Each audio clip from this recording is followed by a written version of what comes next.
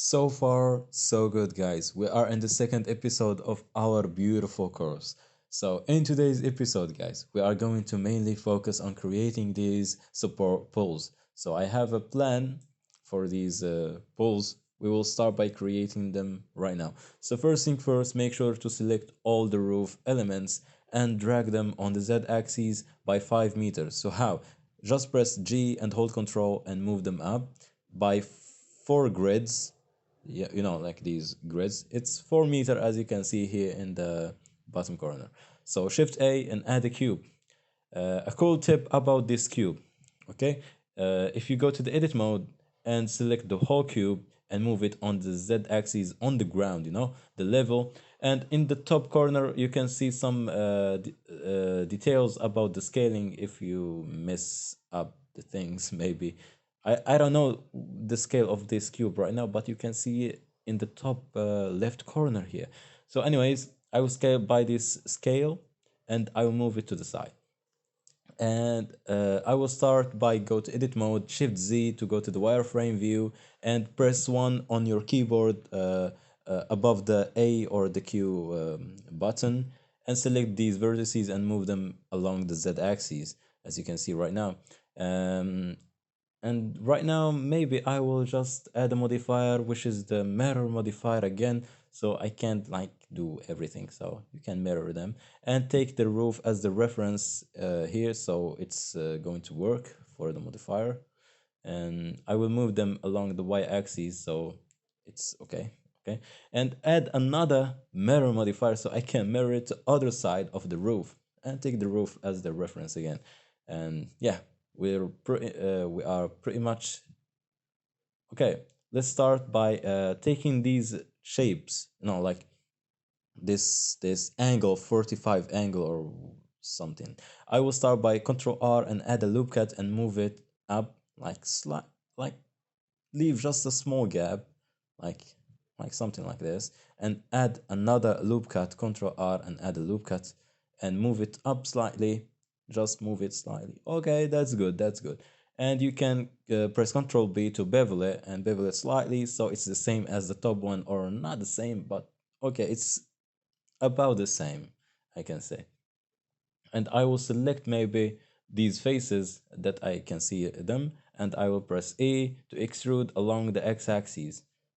E and X, sorry, A, E, X, and just like this. You can enable the clipping options because I forgot that in the in this video also. So please enable that clamping so you don't have like a mess on your geometry. And Control R and add 2 loop cuts and move them.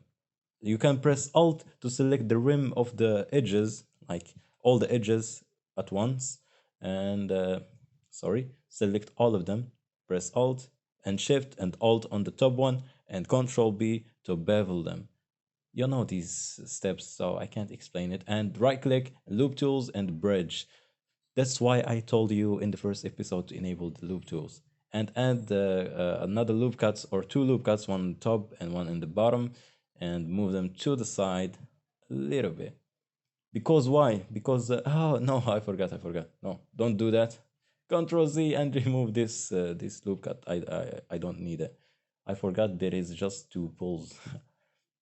you know, I'm dumb. So, anyways, what I'm going to do right now? Am I doing something wrong? I have no idea. But anyways, I'm going to create this 45 angle maybe. I'll add a loop cut and I will move it to the left slightly. Something like this. You can hold Control to move it precisely and Control R and add a loop cut on the vertical pull and Control B to bevel it. Something like this. And do the same for this one here.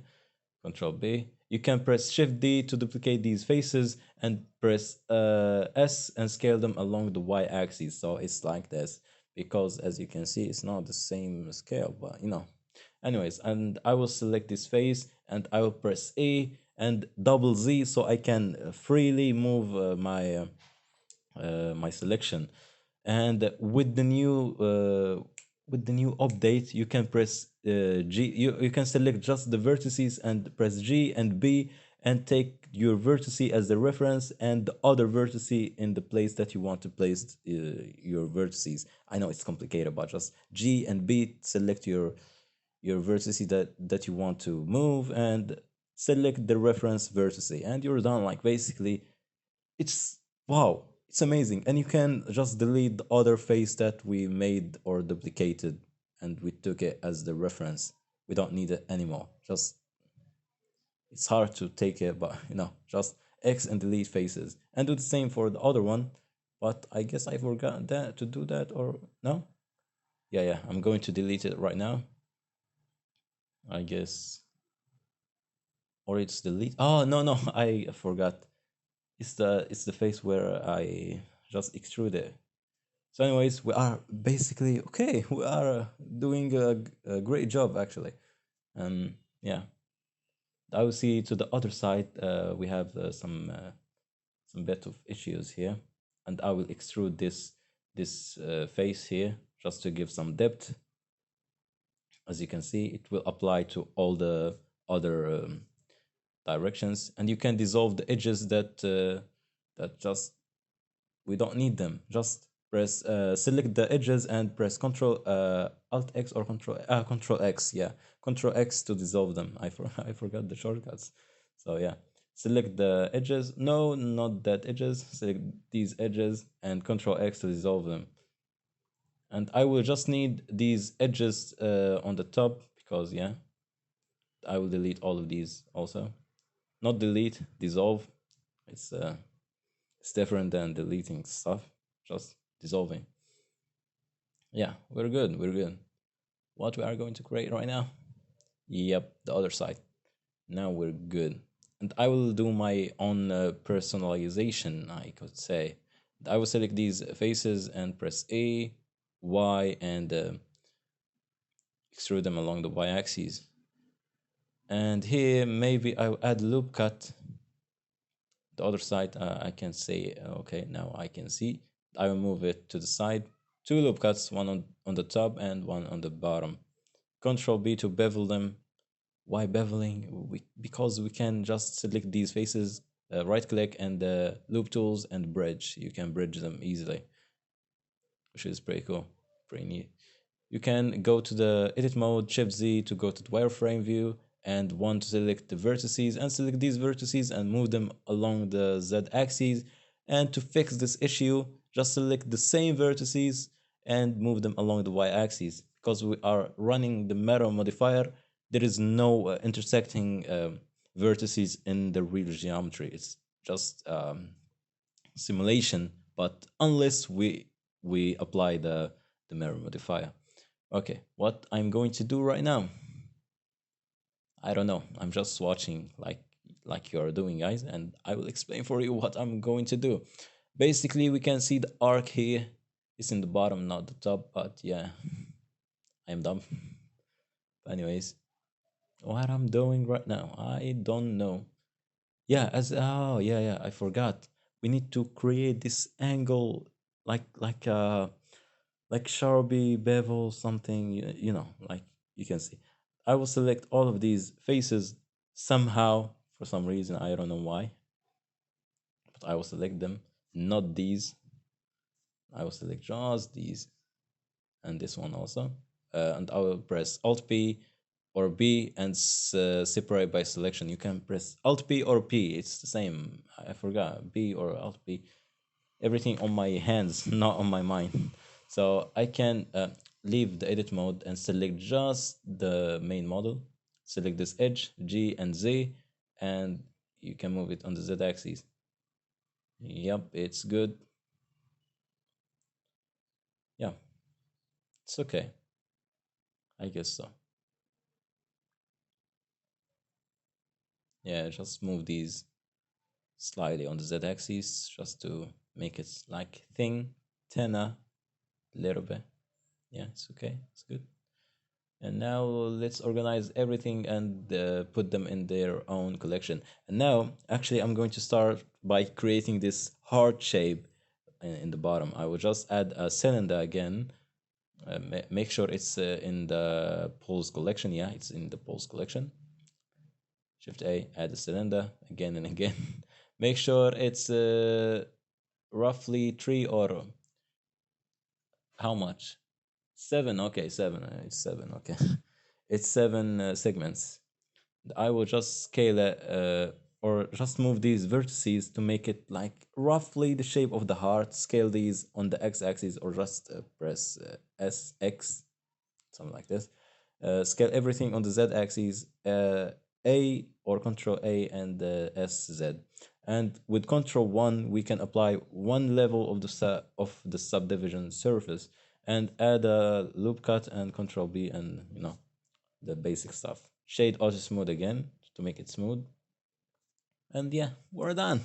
Yeah, we have a heart.